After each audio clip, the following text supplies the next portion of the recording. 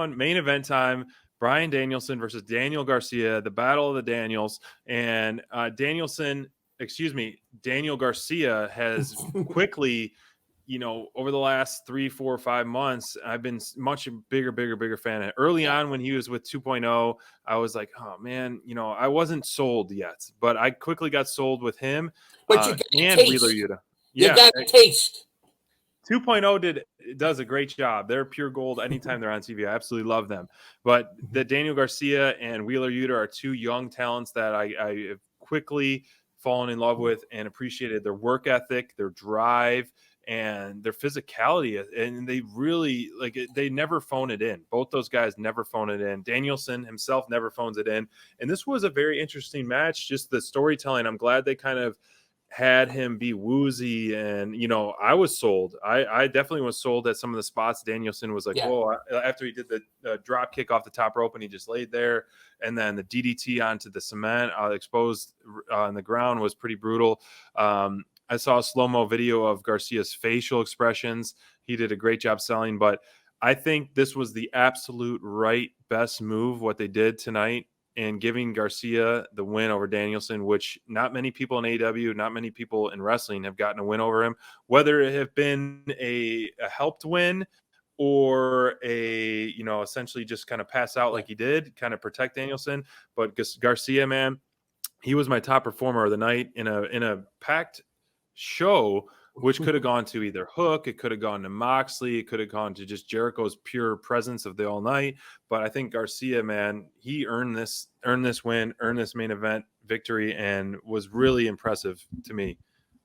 And he has evolved so much since he first joined AEW, and it's like when he was with 2.0, I did kind of like that trio. They were kind of treating him like it's our son, we're going to keep him.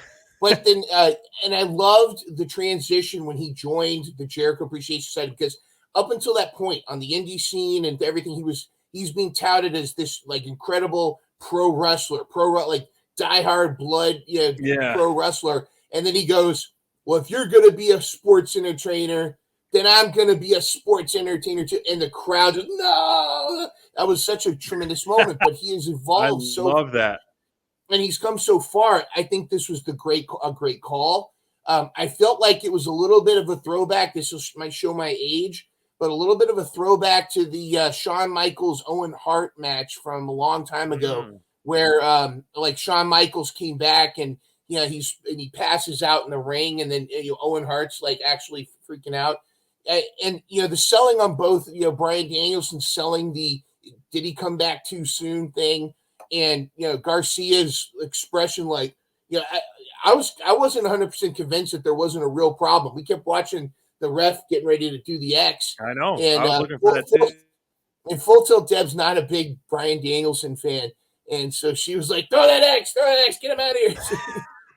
But anyway, hey, it's each their own, right? I mean, it's who am I to argue? But I thought it was tremendous. I thought both the guys did a great job, and this was, correct me if I'm wrong, but wasn't this the only match where the interference cost the other person the match? Like just that the mysterious arm from Hager coming up from the mat. I mean, I don't think that's one thing I love about AEW is they don't overdo those kind of disqualifications. There's a lot of clean finishes in AEW, and I respect that. And in that way, because it doesn't they don't go to the well too many times. It doesn't have diminishing returns, because so when it does happen, when there is interference, you're like, oh no, why are you doing this? And I feel like it makes it more impactful when it does happen.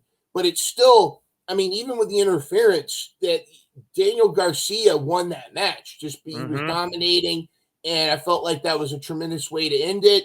It put him over.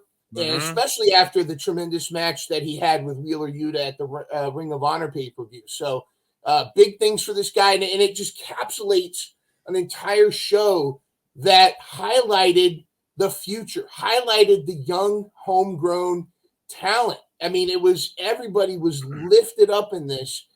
Such a chef's kiss episode. And I felt like it was tremendous. Iron sharpens iron. Yes. Iron sharpens iron. As the tide rises, all the ships rise. That was one of those exact ones.